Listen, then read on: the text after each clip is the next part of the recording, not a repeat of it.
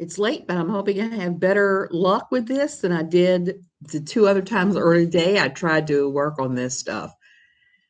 I just came from watching Kay Baxter's stream. I'd taken a nap earlier today, and then I tried to read and I fell asleep a little while ago. So my sleep is really super screwed up. I took a shower. I'm trying to get ready for bed now.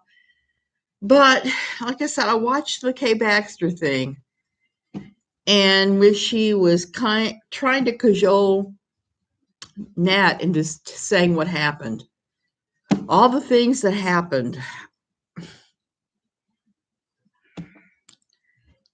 Here's what I'm not getting. Why would anybody believe anything? Hey, GTA, why would anybody believe anything that Nat has to say?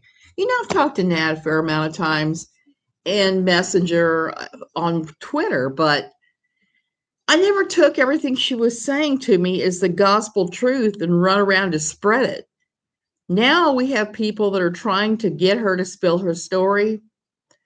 I don't think that benefits anybody. I think watching the live and watching the extremely long pauses that Nat made, almost like she was trying to think up what she was going to say, I just don't see any point in it. I don't see the benefit of it. We all know that eventually this is all going to come out. And here's the thing about her and about Without a Box of Kleenex and various other ones. When you go to court, and any attorney will tell you this, when you go to court and they're calling you as a witness, you better damn well have enough credibility, because if you don't, the other side's going to get up and they're going to throw the kitchen sink, the barnyard, and everything else at you. Aaron, you've missed a whole lot of crazy. That's all I can say. It's just stupid. You have Nat blaming everybody but herself for what's going on, saying that people tried to make her believe that she was talking to KJ when she was talking to somebody else. And the people she's naming that she's throwing to the bus right now, none of them had anything to do with this. So on one hand, you have all these people saying, well, Nat has dissociative identity disorder. Okay, apparently that has been documented and shown to source to be true. So they're saying you can't trust anything that Nat is saying. And then these same people, and I saw them all in Kay Baxter's chat, are saying, ooh, tell us the truth, Nat. Tell us the truth. Tell us the truth. Why would you have any expectation that what Nat was going to say was the truth? I never heard of Nat, quite frankly. But then again, I wasn't super into the whole anti Without a Box of Kleenex community until like July of 2020. Before that, I was completely innocent of it, except for hearing Without a Box of Kleenex talking about her, quote, stalkers, of which Nat never appeared on that radar. And now Nat is not appearing, she didn't appear on anyone's radar until January. It's almost as if Nat was not involved with KJ or anybody else and just decided to insert herself into this lawsuit. I don't know if that's what happened, but it's my considered opinion that that may have been what happened. And all these pleas to try to get Nat to tell her side of the story when she's changed her story so many times, they're just counterproductive. The only thing they're doing is they're chumming the waters. They're making everything a lot less clear. They're bringing a lot more people in to listen who all have their own bizarre little narratives about this that they're spinning, and they're all going to use whatever it was that she said. I mean, look at Unirock did like a 7 or 8 hour stream, Unipebble as I like to call him, about the things that Nat said. And like I said, why is everybody taking her word? Because she's changed the story so many times. I'm not sure if she was here right now and it was daylight and we were looking outside of my yard and she told me that the sky was blue and the grass was green, I would have to look to verify that before I would take it. And, I've talked to Nat a fair amount, but it's always been just very general stuff because I really did not want to make her worse. One of the things that she said tonight that I had not heard Well, she claimed that Little Miss Noble grilled one of her altars for 3.5 hours. Not sure I'm buying that either. It seems to me like we're just seeing somebody that is enjoying winding everybody up. They're enjoying all the attention they're getting. They're enjoying the fact that various groups will praise them or pillory them. The whole point is the attention. And that's very similar to another person we know. Negative attention is still attention. I just finished reading a book. In fact, I mentioned it the other day. I can't even remember what it was, but it was some kind of mystery thriller. Excuse me. I've got bougie water. I'm not promoted by bougie water. They're not paying me, but I'm trying to get off sodas, and that's the closest thing I can tolerate.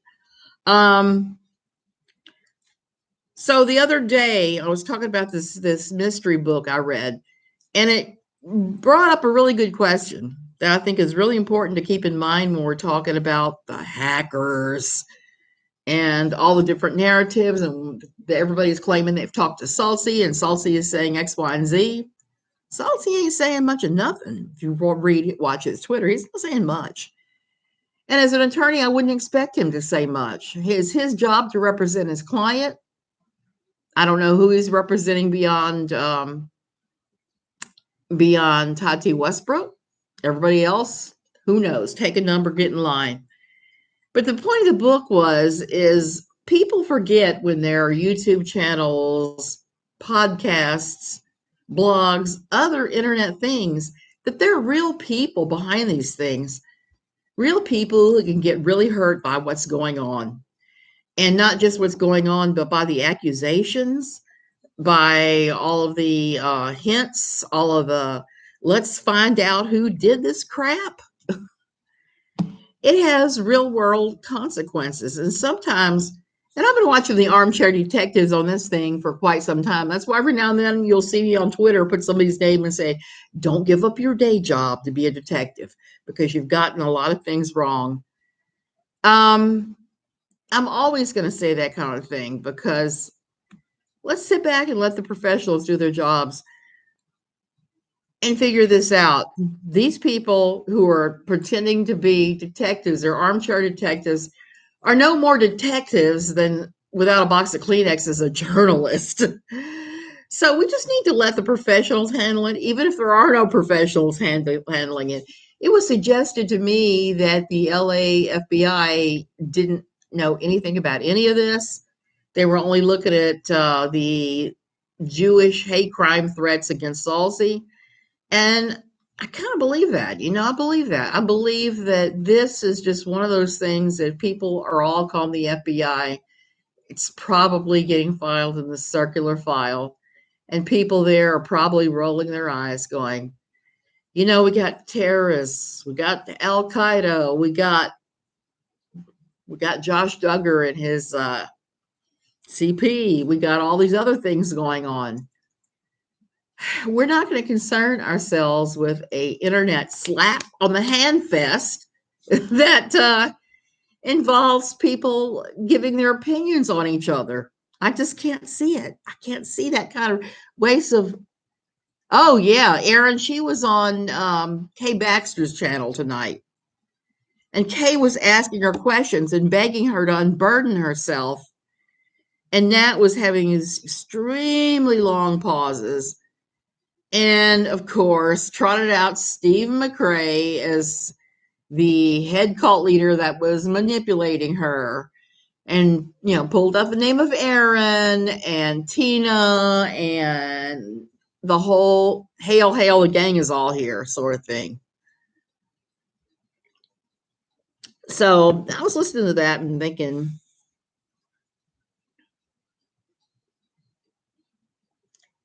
did you think that, Aaron? I don't know that he is a Christian. I know he's Jewish. And I know that when all the hacker stuff went down, that one of the hackers was sending some very anti-Semitic just garbage to him.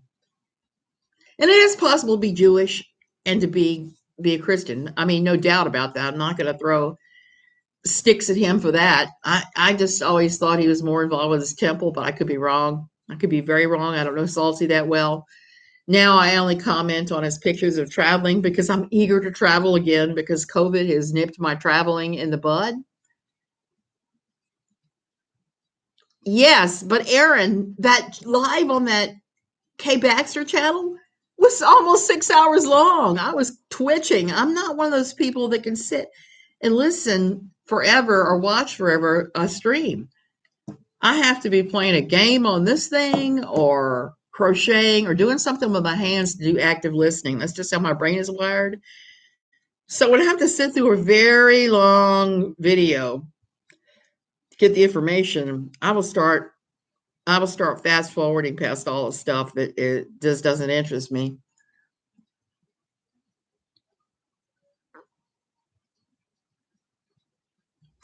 Aaron, I have noticed that too.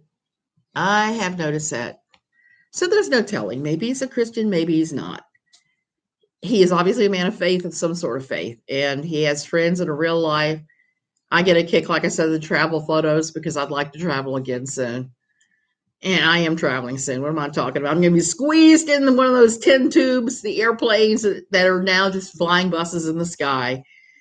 I remember when I was a child and we used to fly, and they'd bring you a nice meal and the whole 9 yards. Not anymore. Now it's like bus city.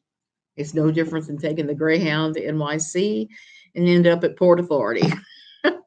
It just isn't any longer. And it's gotten pretty crazy. Um, she went on Kay's channel. Kay talked to her for a while, and then SuckethThePickle came on, and it was awesome what she did. SuckethThePickle throughout started asking legitimate questions and just pulling it all out of Nat slowly. So that is worth listening to. It's not so much worth listening to the parts where Kay is just going, can you tell me why you did this? Why did you do this? You need to just unburden yourself. Tell us why now. Again, oh, Aaron, I'm flying on Wednesday, so I'm a day before you. I got to go get the COVID test in the morning. You know, the one where they stick the thing in there and they spew your brain? Because you cannot fly from a foreign country into the U.S. without having a valid COVID test showing that you're COVID free. So that's my last hurdle I got to go through before I go to the U.S. Besides packing, and I'm not packing much. I always buy clothes when I'm down there. So, so that was the whole thing. Later, Without a Box of Kleenex came on. I skipped her section because I am not interested in anything coming out of her mouth. She tweets hundreds of times a day, maybe not that much. Maybe I'm exaggerating a little bit, but she tweets quite a bit. And she always says that she either knows who it is or she's getting close to knowing who it is, and throws out these hints about different cities, Kansas, St. Louis, blah, blah, blah, and acts like she knows it all and clearly doesn't. Girl, take a break and eat a Snickers bar. You are not you when you are trying to be a detective. And back off and let whoever is investigating this do their job and just leave it alone. You know, you would think, since she's going to be testifying in the Tati Westbrook trial against Clark Swanson, that she would be keeping her mouth shut about everything. But we all know she's not capable of ever shutting up. She just doesn't know it. So doesn't ever do it. I'm sorry. So I missed the rest of it. Apparently there were other people were on and said different things. But really, I think that the best thing we can do is just maybe not speculate as much. Maybe speculate with your friends a few times, but don't make these big videos where you're going, oh my God, Tina did it, or Little Miss Noble or anybody else, because it's pretty clear nobody really knows. Yeah, Aaron, they said that Tina and Steve McRae, they've been pushing this narrative. I hate that word. I got to find a better word for that.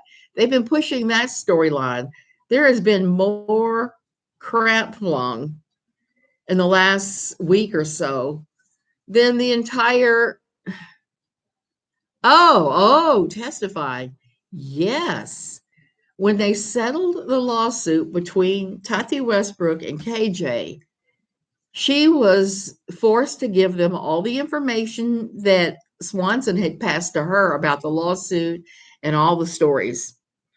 And if you go in and you read the new lawsuit paperwork that Tati's suing Clark Swanson, KJ gets mentioned quite a bit.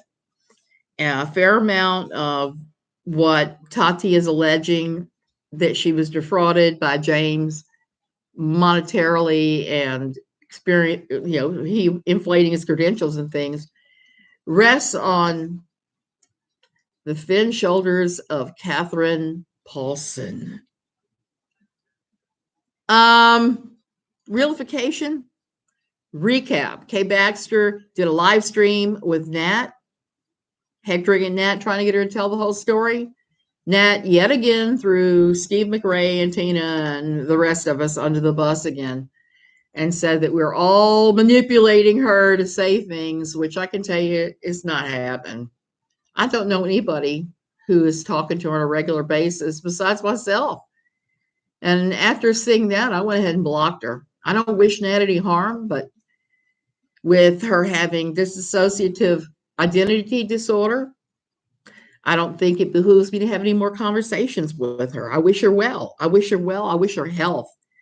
I wish her happiness. I wish that she would have fully integrated self with all of her personalities put together. So who knows?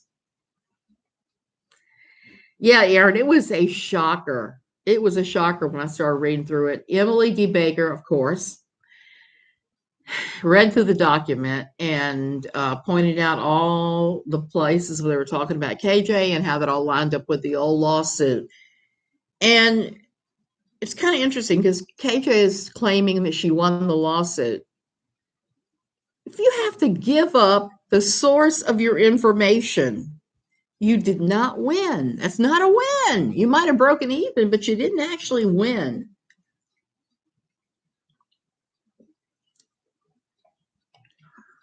LaCroix Bougie Water, you should sponsor me.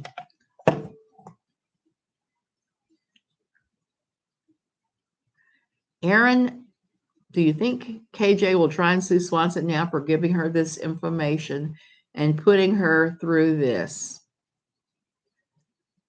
Maybe. I think it's more likely that Swanson will sue her.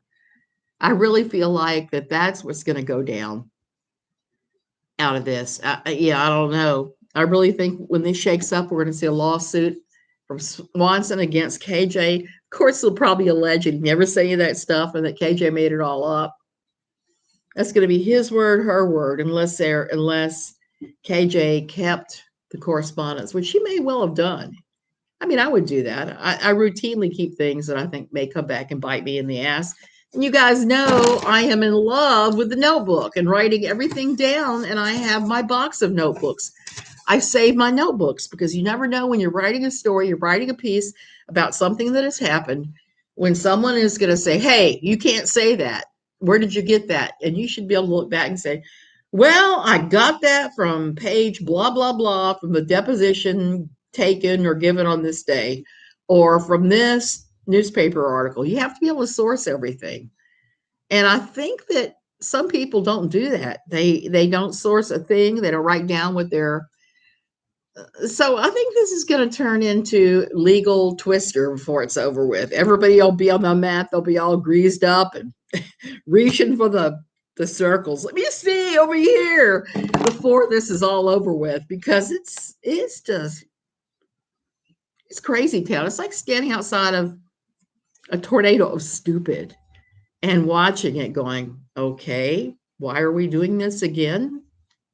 Why is this happening? You could just step out of this and make it all go away. You just shut your mouth and go away, or just shut your mouth and only talk to your friends. Don't be throwing out all these accusations. He could have just given her some stuff and she ran with it and put her own spin on it, like she always says. Aaron, hey, Cindy D. Aaron, that's exactly what I think happened. And if she did that,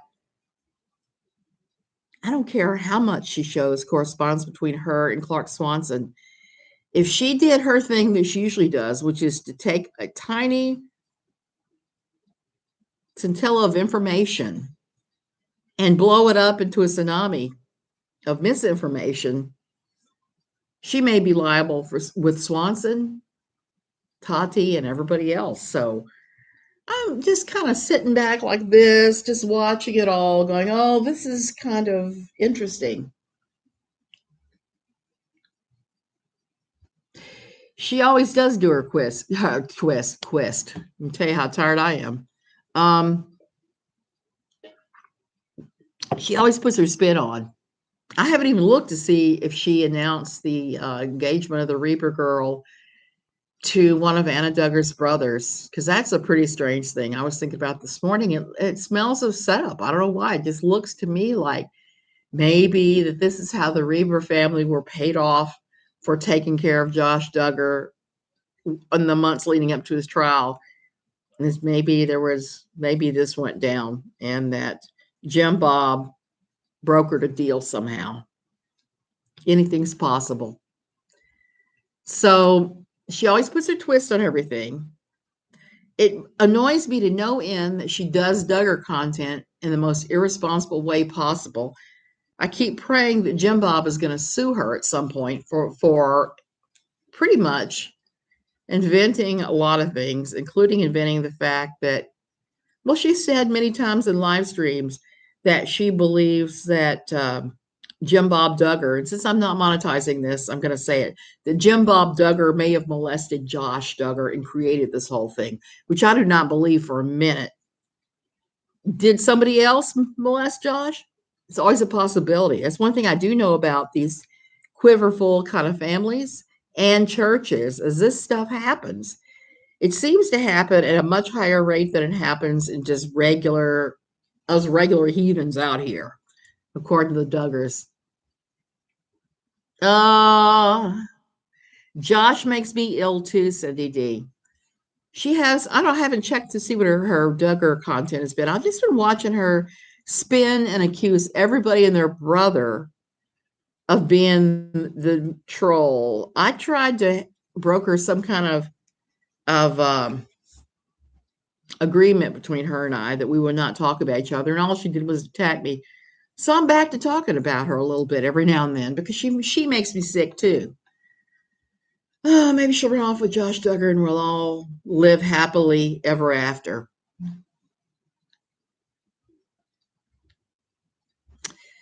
Yes, Cindy. I don't doubt it happened. I'm just doubting that it was Jim Bob. Even Jim Bob himself said when it came out that Josh had molested his sisters that in his world, in his church, he knew of so many families where this happened. And I know of a lot of them that happened in our quiverful church. So this is not an uncommon phenomenon in religious circles. Repress all sexuality, and as someone's coming up as a teenager at a time when they're developing their sexuality and hormones are kicking in and all of that is going on by telling them that it's sinful, sinful, sinful, sinful, you breed this. This is what happens. It's like, how do I explain this? Kind of like a boiler with weak spots, okay? Or like, I don't know how many of you seen the silly movie Vegas Vacation. We just rewatched it. There's a sequence where Clark Griswold is in the Hoover Dam and he's seeing water coming out of the wall. So he starts chewing bubble gum and sticking the gum over the hole. And when you clog the one hole, it comes shooting out the other with more force. That's what happens when you suppress this perfectly normal, natural sexuality. It comes out somewhere. And it usually comes out weird. So there's that. And that's what I think happened with Josh. But KJ has discovered that talking about Duggars is the goose that laid the golden egg. I used to say that when I wrote for Pathos, that if I really wanted to make money in a month, I would talk about the Duggars a lot.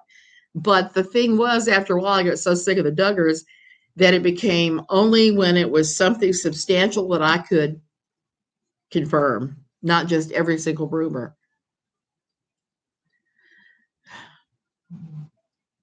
Yeah, exactly, Cindy. You can't just say that it's them. Can't say it's the parents doing those things. Hey, Noelle, I was wondering if I have any night owls at all on here. Like I said, I'm the victim of 2 naps today, which I never do. So there is that. So I'm up. I'm up now.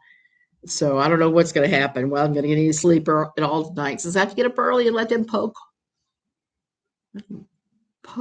me for a COVID test. So there's that.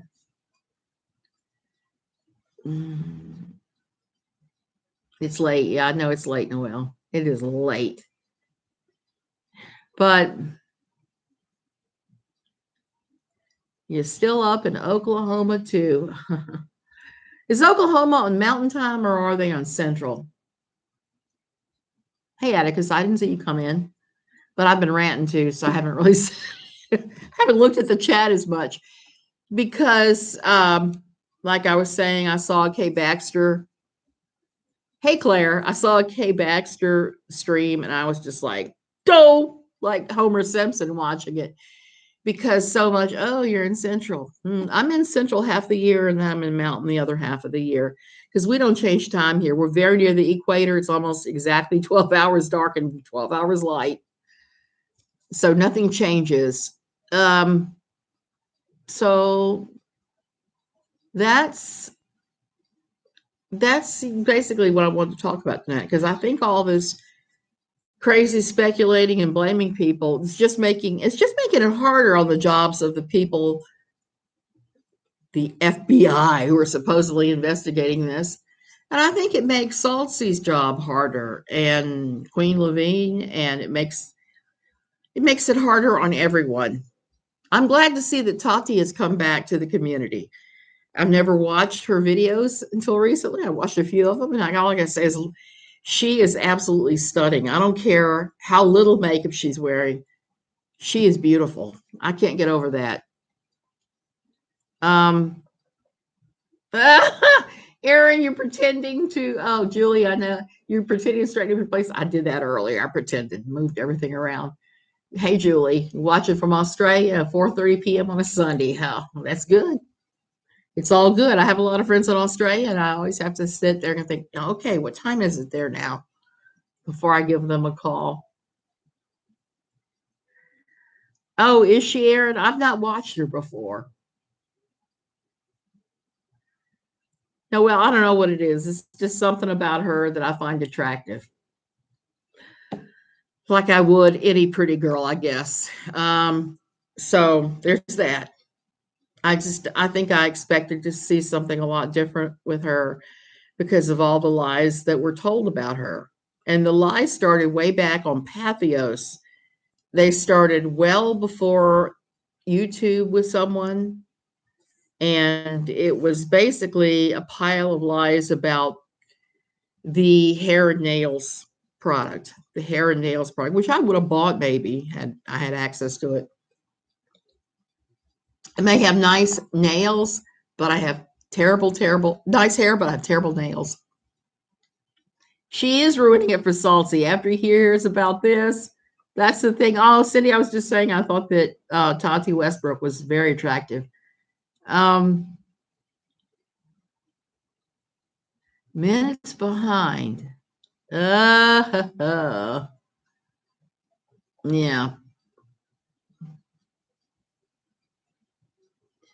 Lose my mood. She's rooting for Salty. You are so right about that. See, that was my whole point of this thing, is I don't think that all the crazy tweets that without a box of Kleenex is throwing out, accusing this person, that person, and her targets change day by day. She never has legitimate reasons. I was astounded this week when she kept throwing out all these town names and saying, oh, the hacker stalker is in this town. I know they are. And like, whatever, the thing is it's hard to read IP addresses if you don't quite know what you're doing. Oh, I don't know, Aaron. There is no telling. YouTube has been screwy. My internet is wonky as usual because we are not even on fiber optics. And I'm still waiting for fiber optics so that I can catch up with the real world again. JC, that's exactly what I was saying earlier. I am dumbfounded that anybody believes her because she's told so many falsehoods, so many things that are easily provable to be falsehoods that I have never said, hey, let's believe her. I just said, look, let's wait and see. FBI my ass, Lou. That's how I'm saying. I'm saying I don't think the FBI is investigating anything beyond the racist remarks that were made to Salty. I think that's it. And I think that's it. I think that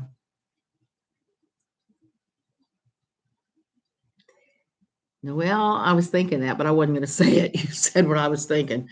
Does sound a little bit like that. And I understand everybody wants to know who's doing all this crap because obviously it's upsetting. Let me just say, I'm going to encourage you guys, don't ever call the FBI, the CPS, any of those people, because for me, one of my problems is when people try to take these things real life. Like, Without a Box of Kleenex had a stalker once that apparently took pictures from across the street of her house. When people start taking it real life, that's when I'm like, nope, I'm out of here. Yeah, I'm blocking you and not being friends with you anymore. Yeah, talk with Salty, maybe. They might be, they might be investigating for Salty, and I think that's it.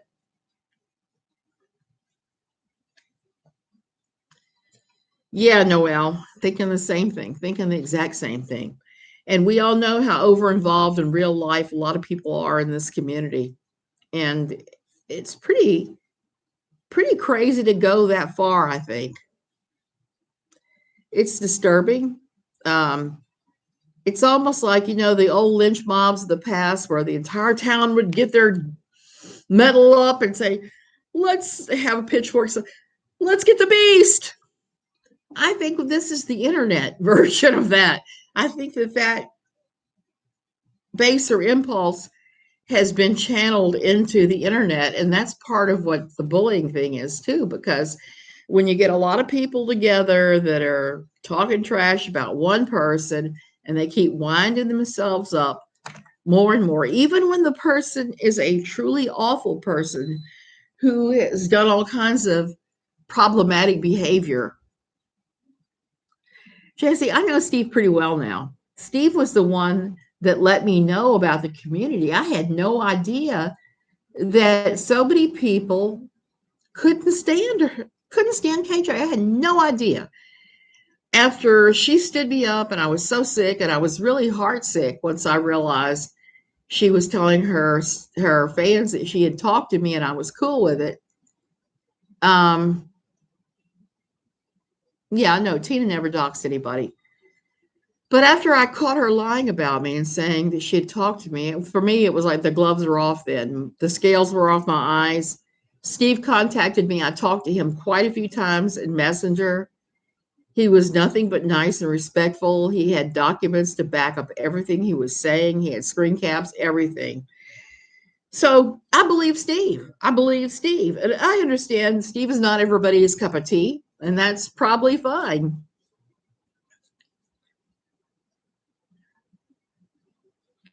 I don't know if he was on Cheryl's or not.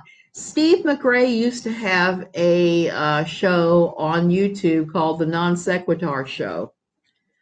Katie Joy was originally on The Non Sequitur Show with Steve's partner, Kyle, and then they developed The Smoking Nun, and then drama went down between Steve and Kyle. Kyle locked Steve and other people out of the show and just took it over 100%. There was $60,000 that had been earned from the show that was supposedly going to be split between the two of them. Kyle supposedly took it all. Steve has been pursuing him in court, and now there are arrest warrants out for Kyle because he has completely ignored this thing, and the courts have ruled in Steve McRae's favor.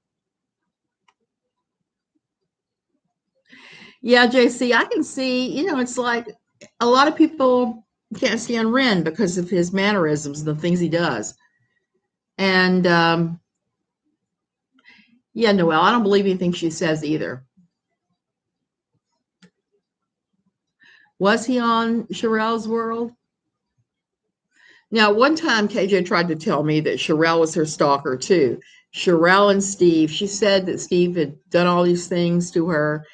She told me he had tried to sexually come on to her or harass her or something. And I remember thinking at the time, how can that be when he's in a studio in California and you're in your basement in Minnesota?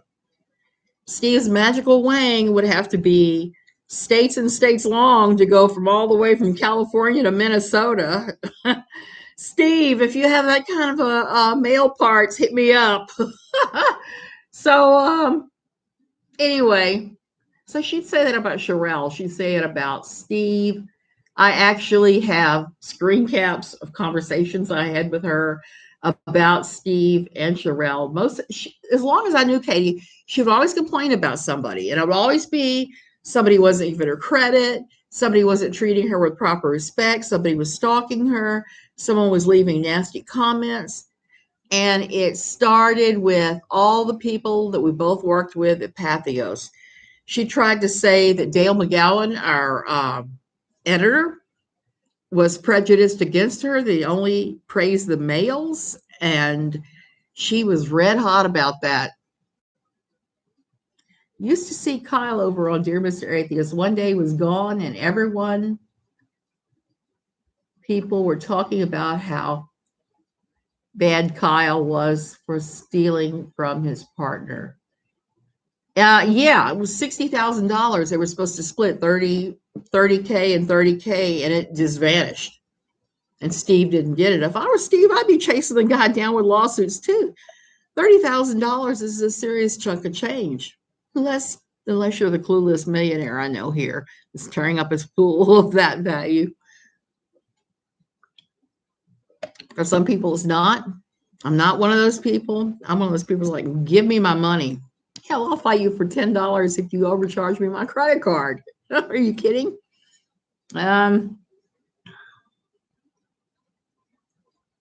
Yes, and she was telling me she was getting ready to sue Steve and Sherelle. Sherelle, she tried to serve her with a cease and desist via email. Oh, no, not email. It was either email or messenger. She tried to message her, several of them over. She tried to email them, and different courts frown upon that. Some courts do say, yes, that's valid. A lot of them don't. A lot of them, you have to actually hire a process server and serve the person real paperwork or attempt to serve them real paperwork. So Sherelle never replied, because who is going to reply to a messengered cease and desist? She didn't. I surely would not. Not one that's been messengered over. I don't normally say things about her publicly, but this is pissing me off. JC, you are not the only one. You know, I keep saying I am not going to talk about her ever. And then she does some really stupid, boneheaded thing. And I'm like, girl, why are you doing this?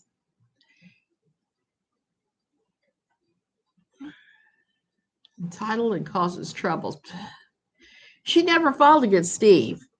What went down with her and Steve, and I knew this because I was talking to Steve when all this was going down, she lied to get a temporary restraining order. She said that he was threatening her. She had reason to believe he was going to show up at her house and harm her, and just all this just nonsense.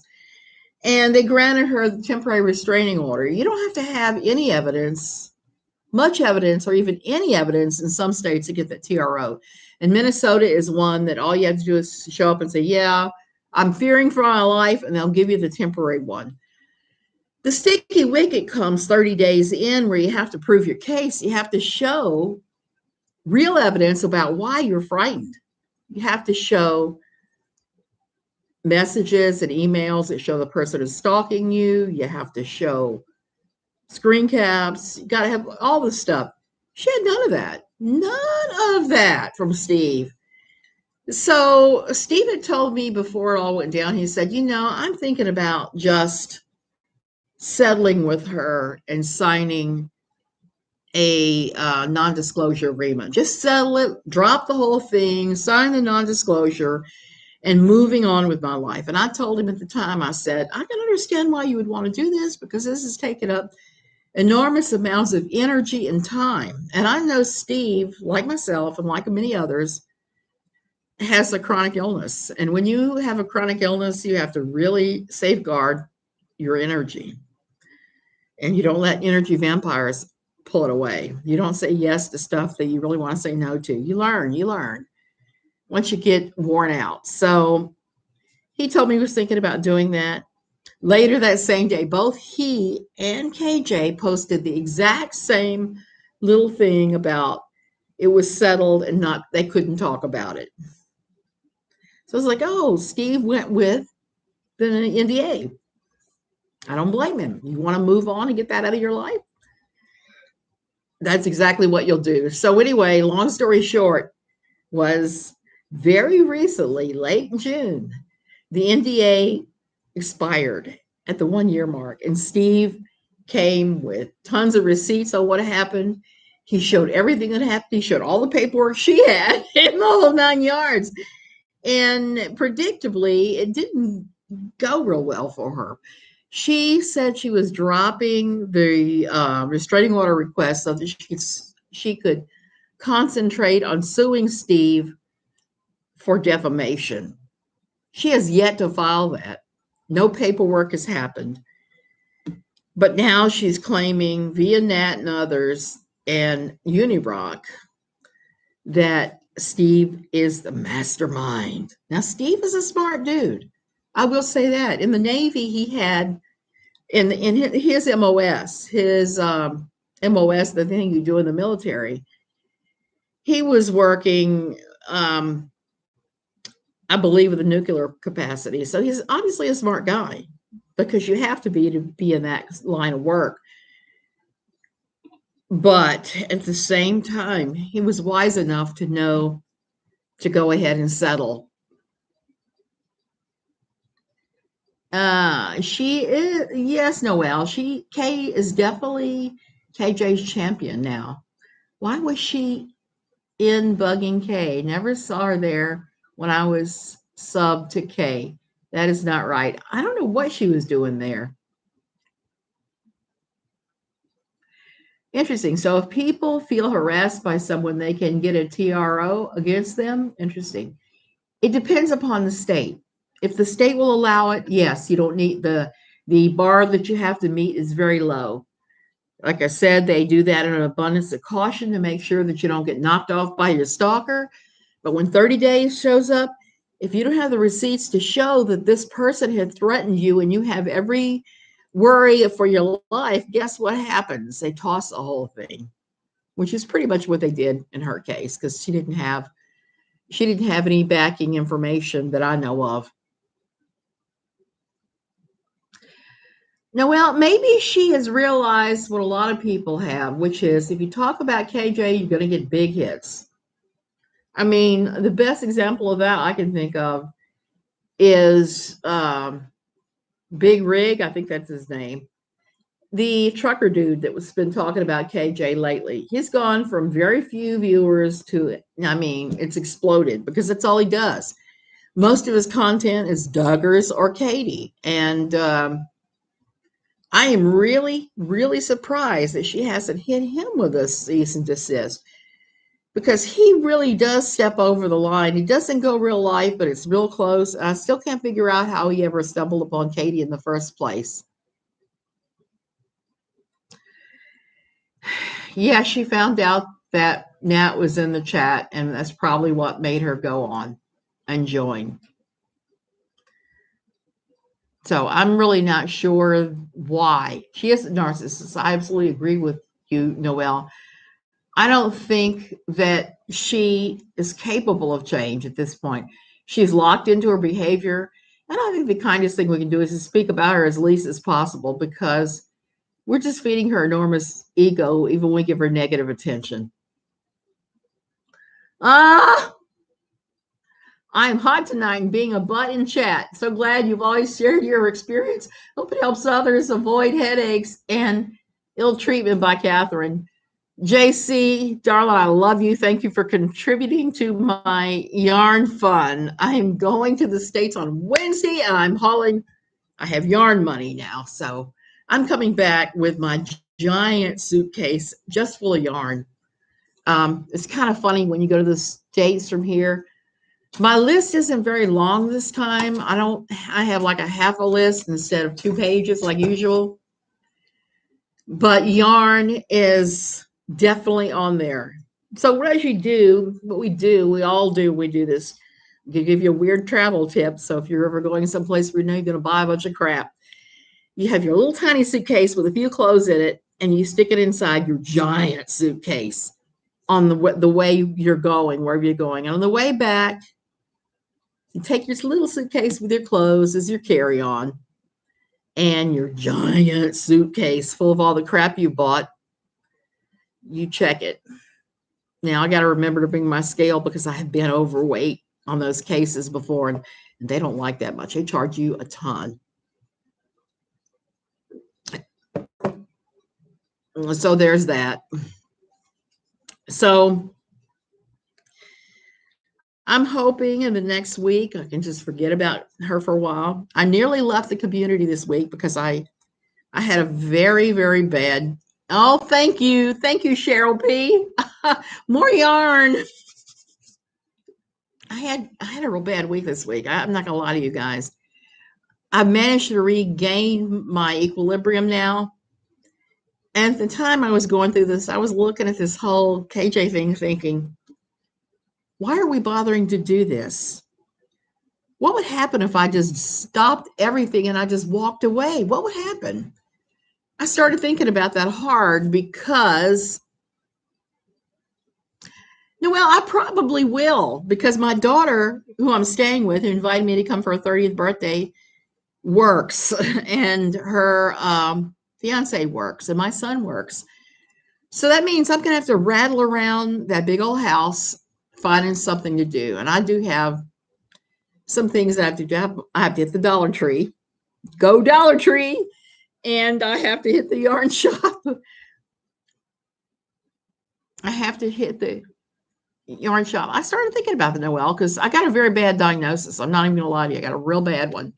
It was not what I thought at all. The doctor here said, oh, you probably have MS. Look, let's put you on these meds. The neuro said he'd see you in 6 months. Well, I got to the neurologist's office and he said, no, you're not having MS. You've had a thalamic stroke and you should have been seen immediately. He should have airlifted you here. The doctor, I'm not even going to say who it is because,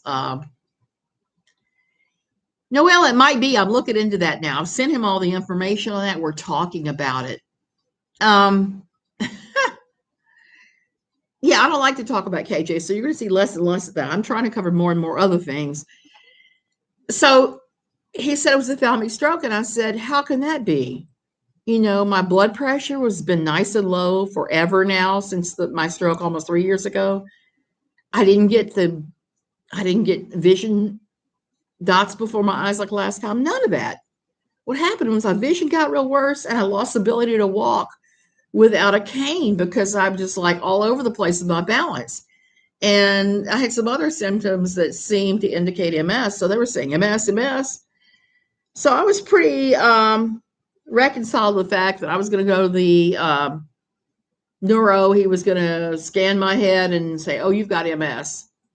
That's not at all what happened. He said, I'm sure you have a thalamic stroke. And if you'd have been treated 6 months ago when you had it, you would have regained most, if not all, of your balance and some of your vision would all come back. We could have treated you, could have done a blood clot dissolver in your brain and dealt with this. Now, here's where it gets really interesting for me. I was really pissed when I heard this. I was crying for 3 days because we got 5 doctors at the clinic I see. Okay, I go to a private clinic here. One of them is an asshole. I'm just going to come right out and say he's an asshole. He's a jerk. He thinks he knows it all. And every time I go in there, if it's sinus infection or infected toenail or whatever, he always tries to tell me he thinks I need to see the psychologist. because I'm sometimes frequently bummed out over the asthma and stuff. My friends can tell you that right before my asthma gets super bad, I either turn into a weepy mess or I get angry, Hulk smash. So those two things happen, and my blood pressure shoots up and then goes low. But because I have mast cell on, I can't control my blood pressure well, just like I can't control my body temperature. So when they ran all the tests, the thing that they found, Dr. Dickhead, yeah, Dr. Dickhead. I had a stroke. I had a stroke, not MS. And he is definitely Dr. Dickhead. I won't see him anymore. I'm going to be one of those people. I'm going there and say, no, I'm not seeing him. You get somebody else, because the other doctors are not like him. And that's a real problem when you're a woman of a certain age, or a woman in general. A lot of times doctors don't take women's complaints seriously. They definitely don't take pain complaints seriously, because the first time I went in for this and I was telling him I was in such terrible pain I couldn't sleep at night, he sent me off with nothing. I had to go back and see the lady who runs the clinic to get painkillers. And she said, I want you to go see him as soon as possible.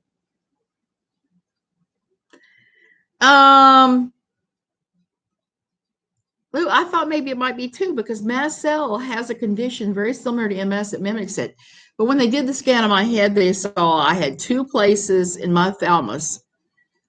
One recent where I had a stroke, and the other one, like 6 months back, and the other one they said, from what they saw on the MRI, that looked really, really old. So apparently I have had some kind of something happen to my thalamus in the past that likely is related to the mast cell and to the asthma, because what were you mentioning earlier about TSLP? TSLP has to do with your thalamus, your mast cell and asthma. It does. And so I don't doubt I have that now. But I sent him all that information, and I'm going to let my neurologist look at it. He's not just a neurologist; he's a internal medicine specialist, and he's one of the top guys in the country. The thing is, now he wants me to go get physical therapy. Lou, it's hard. It's hard when you have a thing like this and you're dealing with doctors that don't take you seriously. I just have the one. Everybody else knows I have mast cell. In fact, my neurologist, his kid brother, is one of my doctors, and he's a wonderful doctor. I got to tell his big brother, I said, little brother is good. He's really good. And so there's that. So they want me to take physical therapy, and the physical therapy, I'm not sure it's going to do me any good. So I'm not sure if I'm just wasting my money. They want me to go to Escazú to have the therapy, which is a suburb of San Jose. It's on the edge of San Jose. It's really the most expensive part of town. So I don't know. I don't know if it's worth it. After 6 months, they always say with strokes that what you get in 6 months is what you get. So there's that. JC, it's been interesting. I'm glad to hear your son's doctors have listened to you.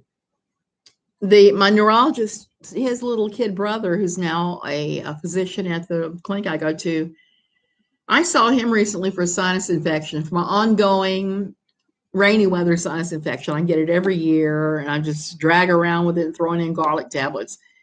Well, this time I decided to go in and get antibiotics, which I usually won't do, but I knew with my upcoming flight I probably needed to do that. And he sat down and said, look, let's go over everything you're taking for your mast cell. Let's go over your drugs, what you're taking. Let's see if there's anything we can move around and make more effective. So he sat there and he listened to me, and he voluntarily started going through my drug list. And he asked me what my asthma plan was. And I was able to tell him how I handle my asthma attacks and exactly what I do. And especially since I had that bad attack, back in, I guess it was early June, late May, when Gwen Shamblin died. That same day or same weekend, I had one of those really bad attacks that just about damn near took me out. Oh, so I told him what I did and what I do and what I do for the panic attacks that come with it and everything else. And so I lived through it.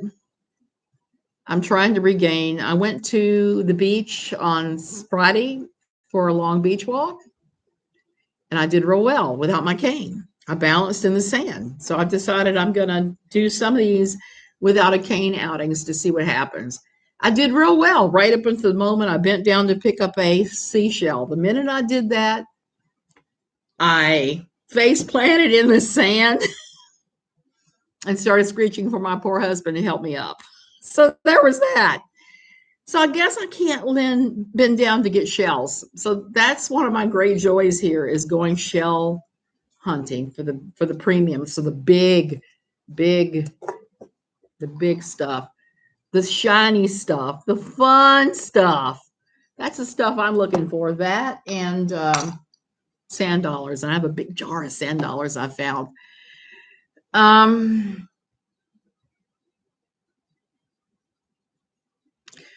Lose my moo. Yeah, I'm sorry that you're disabled because I have a little feeling what that's like. So it's not anything I would wish on my worst enemy, not even on KJ.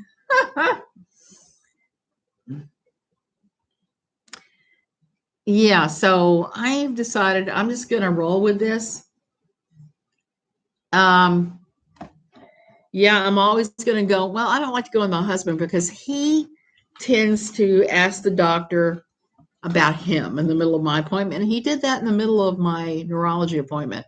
And I was really pissed off. I had some not very nice words to say afterwards. But I could email him anytime. I can call him. I've got his phone number if I have to.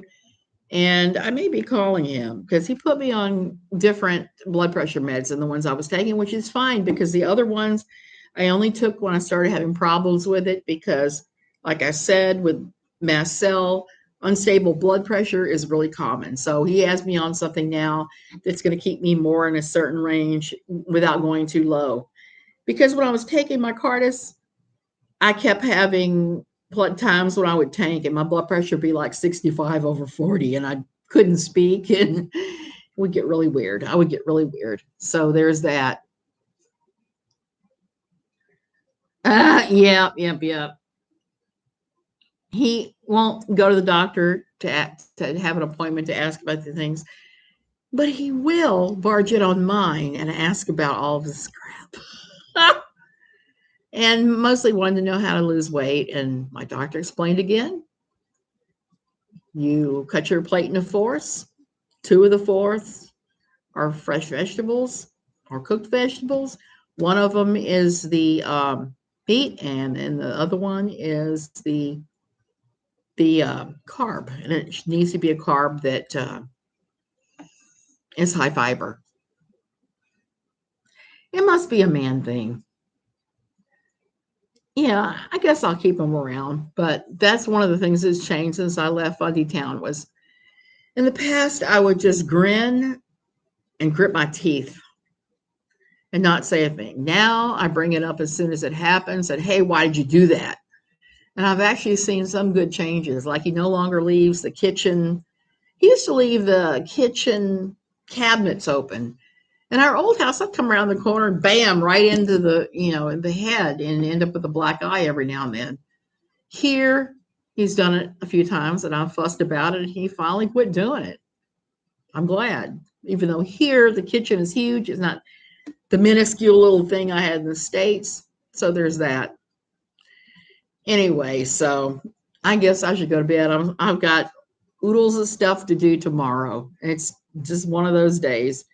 I see the chat has disconnected, so I probably don't have internet. So I'm going to go ahead and say good night. You guys have a good evening.